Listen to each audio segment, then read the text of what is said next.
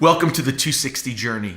An old 19th century preacher named J.C. Ryle said this: the highest form of selfishness is a man content to go to heaven alone. I don't ever want to be content to going to heaven alone. I want to take as many people with me as I can. But I have some hard cases in my relationship circle that need a miracle, and I assume you do too. And I think Matthew 19 gives me hope on those impossible cases. If you're on the 260 journey with us, today we're reading from Matthew chapter 19. And we're reading through the New Testament in 2019, one chapter a day, Monday through Friday. We call it 260 because there are 260 chapters in the New Testament and 261 weekdays in the year. By reading one chapter, Monday through Friday, weekends off, we get to finish it together, and all of our corresponding Facebook Devos are going to be from the chapter that we're reading. So I want to ask you a question. If you know someone who needs to be saved, have I got a promise for you? Listen to what Jesus said about his Father in Matthew 19:26. These are Jesus' words. And looking at them, Jesus said, with people, this is impossible, but with God, all things are possible. With God, all things are possible. This is powerful because of the verse it's connected to. Because this verse is a response to a question that the disciples made. The question makes this amazing verse even more amazing because it follows after Jesus personally invites a very rich, young, and powerful man known as the rich young ruler to follow him. And he refuses Jesus. He refuses to follow him.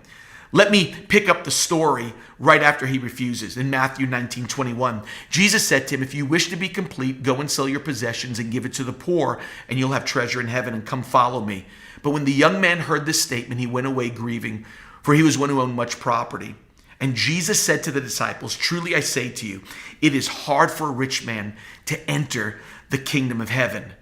And then the question, this is incredible. Verse 25, when the disciples heard this, they were astonished and said, then who can be saved? Think about that. He is connecting the question on who can be saved to that powerful statement that Jesus made. They probably thinking of others that needed to follow Jesus and ask this profound question. Just like our question will be more like this. Will my mother be saved? Will my father be saved? Will my family ever get saved? And the answer to that question is Jesus' response. You ready for this? With God, all things are possible. Who do you want to be saved? Who have you been praying for?